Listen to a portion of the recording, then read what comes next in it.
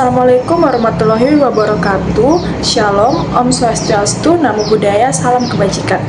Perkenalkan, kami dari kelompok 8 ingin mempresentasikan hasil diskusi kami yang berjudul Anggaran Neraca dengan anggota kelompok saya sendiri, Mas Elizabeth Immanuel Baru Simanjuntak, dengan rekan saya, Julia Vitayanti Panjaitan, Lestari Pasaribu, Mas Niar Gultom, Devi Magdalena Sitorus, dan Yuni Melani. Baiklah, dengan kami akan membahas rumusan masalah. Yang pertama ada apa itu anggaran neraca. Yang kedua, bagaimana format anggaran neraca. Dan yang ketiga, bagaimana langkah-langkah dalam menyusun anggaran neraca. Yang pertama yang kita bahas adalah pengertian anggaran neraca. Anggaran neraca adalah anggaran yang merencanakan kejadian keuangan sebuah perusahaan pada suatu periode. Dalam anggaran neraca tersebut tercantum sejumlah kekayaan, jumlah utang, dan modal sendiri dari sebuah perusahaan. Jumlah kekayaan terlihat pada bagian aktiva, sedangkan jumlah utang dan modal sendiri terlihat pada bagian pasifa. Akhir dari seluruh proses penyusunan anggaran komprehensif suatu perusahaan adalah penyusunan anggaran neraca. Anggaran neraca merupakan tahap akhir dari seluruh tahap yang harus dilalui untuk menyusun anggaran induk suatu usaha. Anggaran neraca sendiri baru akan dapat disusun jika anggaran parsial yang lain telah disusun berdasarkan berbagai anggaran parsial yang dimiliki suatu perusahaan, mulai dari anggaran penjualan, anggaran produksi, berbagai anggaran biaya, anggaran kas, dan anggaran laba perusahaan dapat menyusun anggaran neraca. Baik, saya Julia Vitayanti Panjaitan akan kembali melanjutkan materi selanjutnya, yaitu mengenai aktiva, yang dimana aktiva merupakan sebagai sumber daya ekonomi yang memiliki suatu entitas yang diharapkan dapat memberikan manfaat ekonomi di masa depan. Jenis-jenis daripada aktiva dapat dibagi menjadi 5. Yang pertama ada aktiva lancar, yang kedua ada investasi jangka panjang, ketiga ada aktiva tetap berwujud, keempat ada aktiva tetap tidak berwujud, dan kelima ada aktiva lain-lain. Yang kedua ada mengenai kewajiban. Kewajiban itu sendiri dibedakan menjadi 2. Yang pertama ada hutang lancar, dan yang kedua ada pendapatan diterima di muka. Untuk mengenai hutang lancar itu kembali dibedakan menjadi 3. Yang pertama ada hutang usaha, yang kedua ada hutang wesel, yang ketiga itu ada hutang pajak. Untuk pendapatan diterima di muka hanya dibedakan menjadi 1, yaitu pendapatan diterima di muka itu sendiri. Terima kasih. Ekuitas adalah selisih aset dan kewajiban atau hak pemilik aset perusahaan setelah dikurangi kewajiban. Ekuitas memiliki 2 bagian, yaitu modal dan modal saham. Laba ditahan. 2. Faktor yang berpengaruh, yaitu aktiva.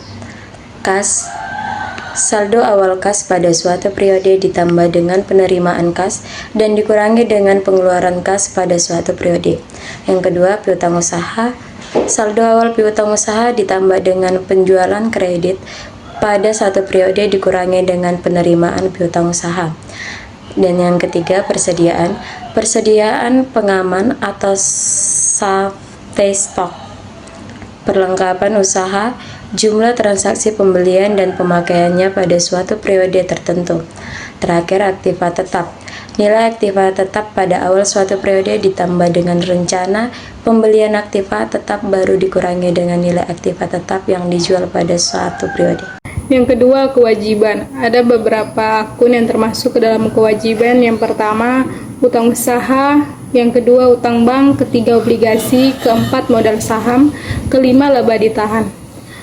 Utang usaha yaitu saldo utang pada awal periode ditambah dengan pembelian kredit yang direncanakan dikurangi dengan jumlah utang usaha yang akan dibayar pada suatu periode tertentu. Yang kedua, utang bank. Saldo utang bank pada awal periode ditambah dengan jumlah kredit baru yang akan diterima dari bank dikurangi dengan utang bank yang jatuh tempo dan akan dibayar pada periode tertentu. Yang ketiga, obligasi. Saldo utang obligasi pada awal periode ditambah dengan jumlah obligasi baru yang akan diterbitkan pada periode ini dikurangi dengan obligasi yang jatuh tempo dan akan dibayar pada periode tertentu. Yang keempat, modal saham. Jumlah lembar saham yang beredar pada awal periode ditambah dengan jumlah lembar saham baru yang akan diterbitkan dikalikan dengan nominalnya. Yang terakhir yaitu laba ditahan.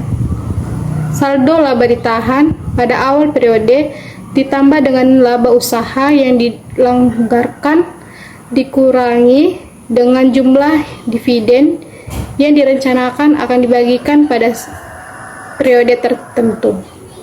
3 metode.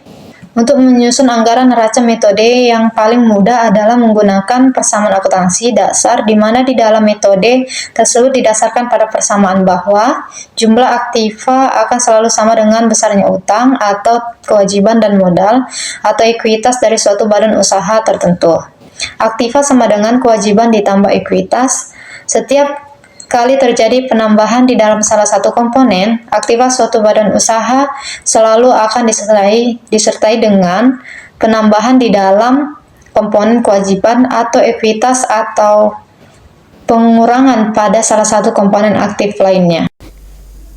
Baiklah, saya Yuni Melani, saya akan menyimpulkan hasil dari diskusi kami.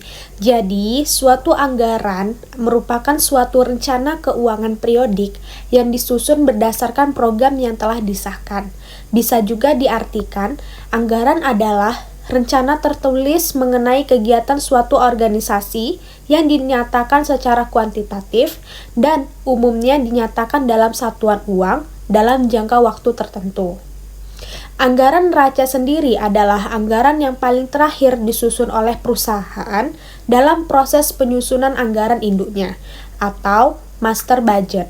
Anggaran neraca menyajikan informasi kepada manajemen tentang hasil akhir dari sebuah anggaran yang telah disusun sebelumnya atau anggaran penjualan sampai anggaran kas. Penganggaran neraca akan sangat berpengaruh pada kemampuan manajemen dalam membuat penganggaran neraca yang baik.